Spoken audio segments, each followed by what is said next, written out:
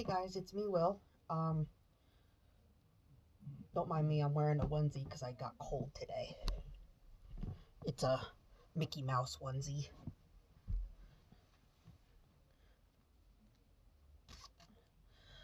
Um, just want to talk, you know what? Just want to talk about a few things.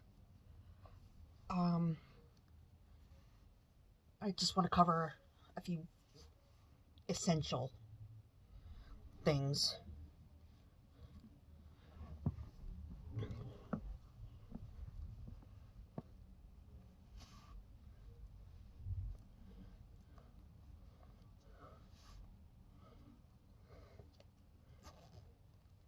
Okay.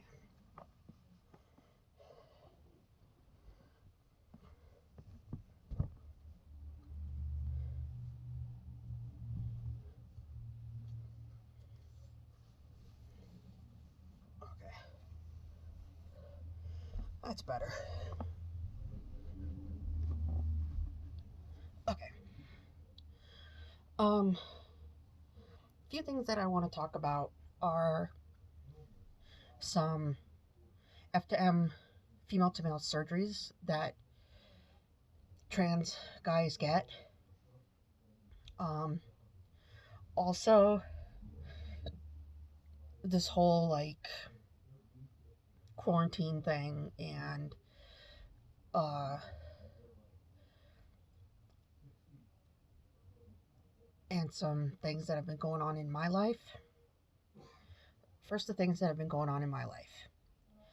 I have a condition called fatty liver disease. And if you don't know what that is, that's when fat is on your liver. If you eat like a high fat, high sugar diet, which I did for a long time, um, and the thing is, if I eat a lot of fattening foods, like I was eating a lot of peanut butter, Nutella, um, just a lot of fattening foods, that full fat cheese, um, eating all that so much for like several days in a row that that Saturday my stomach was just hurting so much, and I was able to take like I take 4 pills to start out the day, and which is levothyroxine, which is for my thyroid, Concerta, which is for my ADHD, and 2 capsules of IB Guard, which is for IBS, irritable bowel syndrome. And what IB Guard is just really refined peppermint oil, and that's really good for your guts. Um, but I was having diarrhea, and um,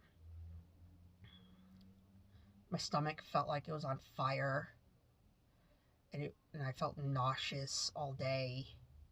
Took a Zofran, which is it's an anti-nausea medication, and it's a dissolvable one, and it tastes kind of fruity. So it's not as bad, so it doesn't taste that bad. If it didn't have any taste and it just tasted chalky, that would have been just awful.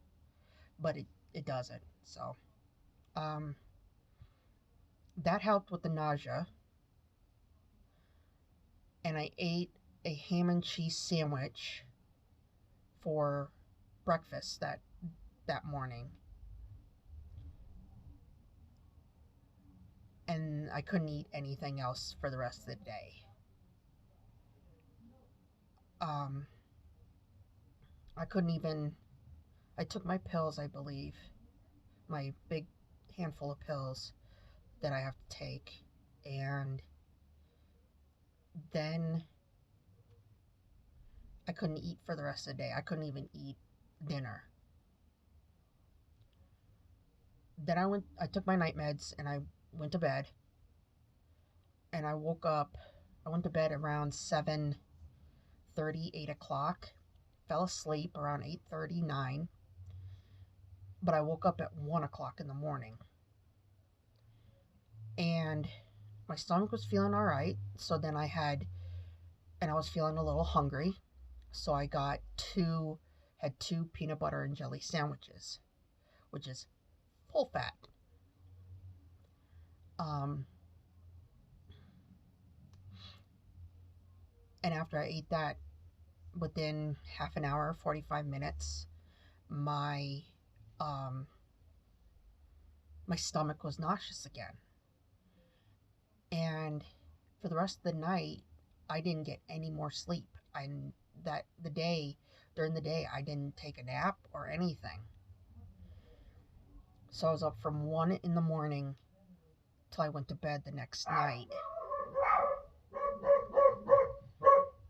So, anyways, I was basically doing intermittent fasting, and I lost 6 pounds. I went from 233 to 227. I wouldn't say do that all the time, but when you fast like that, it actually works for you to lose weight.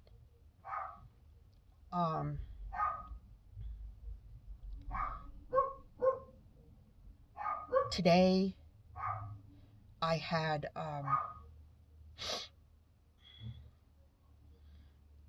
my 4 starter pills, but I haven't eaten anything because, well, it's like almost 1 o'clock, and we went shopping early this morning, me and Mom, and now it's like,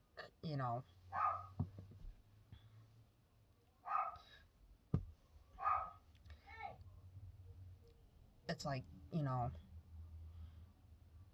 I might as well just not eat until dinner because I'm not really all that hungry.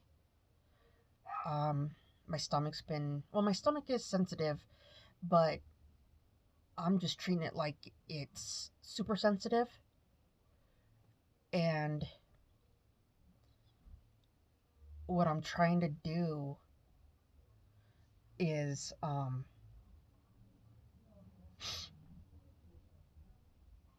lose as much weight as I can. And I think if I fast, like if I eat breakfast, take my pills, fast until dinner,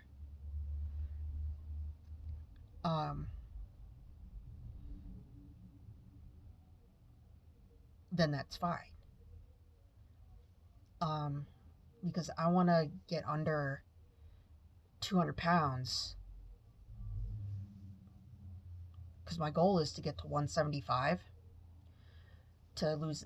Because I'm supposed to be at 205 or under to get on to start testosterone. But I want to be at like 175 before I start testosterone. My goal weight right now is 160. And I could go as far as 144 because then I would have lost 100 pounds.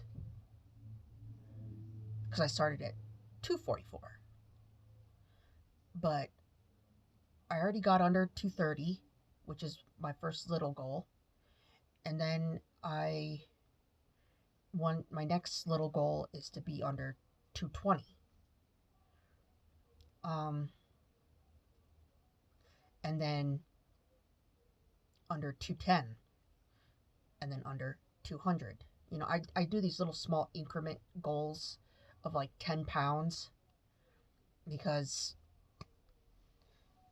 that's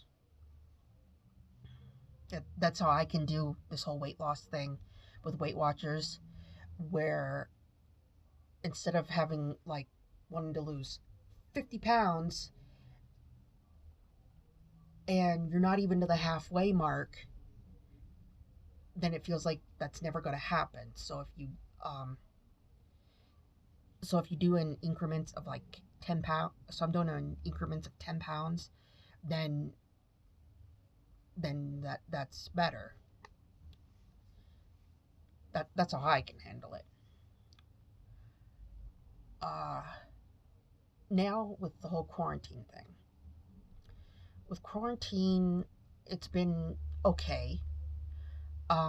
Been getting out almost every other day, couple of days, to go for walks and to go for like today I went shopping, went to Target, went to King Supers, um, and oh, another thing, this whole stimulus impact impact no economic impact payment, the EIP or stimulus check. Okay, I'm a dependent on my parents' tax returns, but I also get Social Security and disability. Now, they say if you're a dependent, you don't qualify, but if you get Social Security and disability, you automatically qualify. So if anybody knows a definitive answer about will I get the payment or not, that would be great. So leave them in the comments below. So hopefully May 1st, I get that payment, $1,200, because that's going to help me pay off so many bills, so many debts. I'll be way ahead of time, paid off way ahead of time than September or October.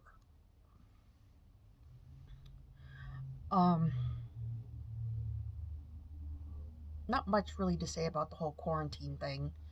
Um, I haven't been like stuck in the house. It's just been like um, just trying to. Oh, what's the word I'm looking for? Um,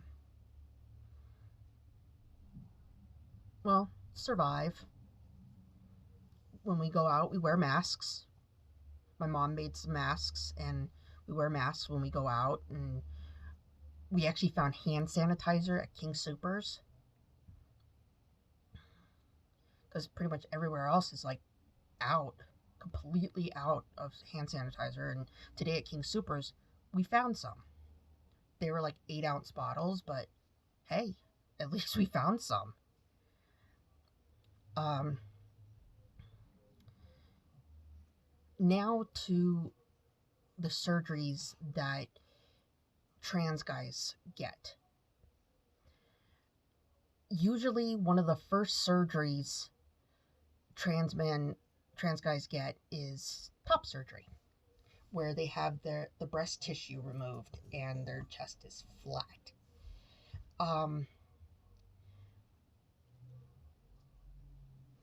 These are my results. Um, I have little to no sensation in my nipples, but I have sensation here to about here, where it's numb, and all over the rest of my chest I have total sensation. When I was healing, like a few years after I had my top surgery, and then after I had my revision, that I would get these little sharp pains that would last for like a second, not even a second, maybe half a second, and that would be like a nerve regenerating or waking up. I haven't had any of those in a few years, so I think all the nerves are done waking up, I guess, of all the nerves that I'm going to have sensation. Or I could be wrong and I might have one today or tomorrow or next week. Who knows? Um, but I like my results. because I like being flat chested. And if I had it done in Minneapolis, Minnesota, with Dr. Richard Tholen, he's a plastic surgeon who does gender confirmation surgeries, and he has a office in Minneapolis, Minnesota, and he also has one in Virginia Beach, Virginia. So, and he's a really good surgeon. He, I love my results. My results are awesome. The next surgery that most trans guys get is a hysterectomy. I had a full hysterectomy. Oh, back to top surgery. The pain, it at first, the first couple of days was painful because everything was healing, was raw and healing and everything. And during the week, my first week post-op, it just got to kind of like a dull, annoying ache. And where the drains were, around where the drains were, the skin was getting a little red and irritated, and that's what kind of bugged me the most.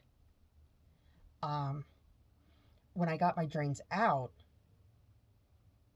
it didn't hurt to get the drains out. It felt weird when he was pulling them out, but on my left side, I had fluid collecting, and we should have kept that drain in longer, but I came back like the following week, and like my right side, there was no fluid. On my left side, there was a lot of fluid. And he had to use a needle, a syringe with a pretty big needle to poke into my side and suck out a bunch of fluid.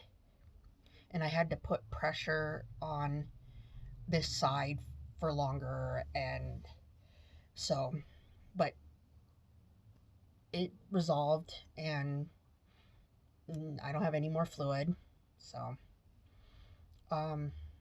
with the hysterectomy, I had a full hysterectomy, and I had endometriosis on the front and back of my uterus, a large uterus, and polycystic ovaries, where cysts grew all over my ovaries.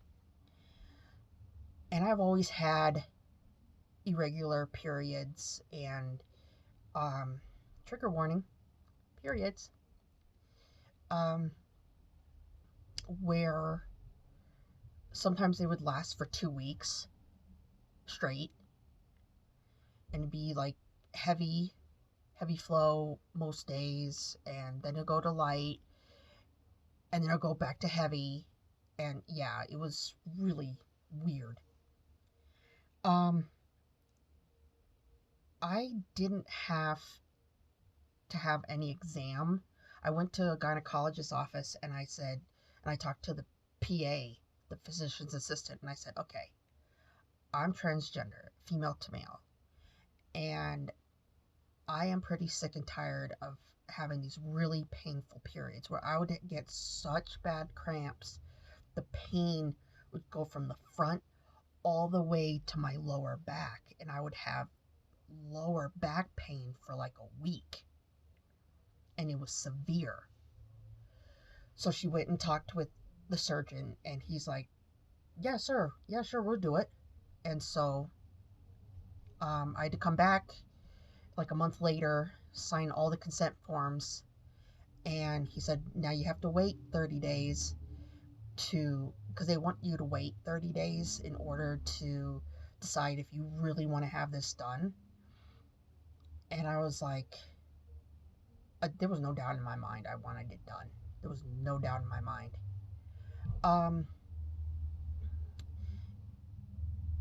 It hurt. That first night, it really hurt. But over the next several days and weeks, it got better. I bled for a little bit, um, for like 2 or 3 days at the most, and then it was done. And haven't had, it wasn't until 2 weeks after that, um, a blood vessel had popped, and I started bleeding, and it was like a lot. And I was out and about, and I called my mom, and I was like, Mom, I am bleeding like I'm having a period. Because I was like, did they actually do something, or did they leave something in? Turned out it was just a little blood vessel that popped, and it got cauterized, and haven't had any problems since. And that's been, it'll be 9 years May 4th. So next Monday, it'll be 9 years. Um, and I've had no problem since then. I've had some yeast infections, but yeast infections happen sometimes. When this whole quarantine thing is pretty much done, um, I've been thinking about having a vaginectomy, having that closed up, because I don't like having that open, because I'm not having sex. I've never had sex, not interested in having sex.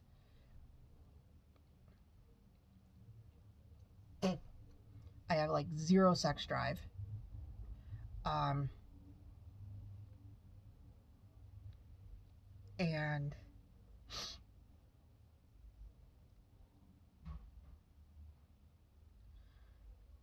so, you know, I don't see a point of having it when I can just get it done. And also with lower surgery, you can have metatoiplasty or phalloplasty, but you can also get urethral lengthening, vaginectomy, scrotoplasty, testicular implants, whatever. Um, and what I've heard and watched on YouTube, some other trans guys' videos, where they say the most painful part is the vaginectomy site. And I was like, well, why not get the vaginectomy out of the way, so when I do have lower surgery, after I have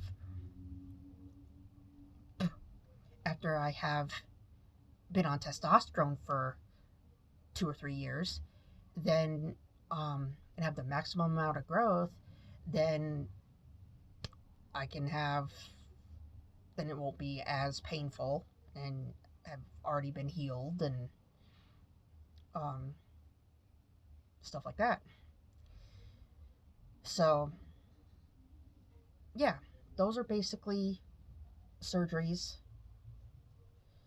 that you can get, that trans guys get. With phalloplasty, there's also um, a procedure you can have done called a glandsplasty, where they make the head of the penis, where it makes it look more like a circumcised, like more cis looking. Um, and if I was to get phalloplasty, I don't know, because it just seems like there would be a lot, because there's a lot of complications with phalloplasty, but at the same time, there's complications with any surgery you have. At the same time, there could be there's complications with metatoiplasty, but with any surgery, there's could be complications. Um, so yeah, those are my thoughts. Those are the surgeries that trans guys go for, and that's pretty much it for this video. So if you have any questions, leave them in the comments below. And be sure to hit that subscribe button, hit that notification bell, hit that like button, and I will talk to you guys later.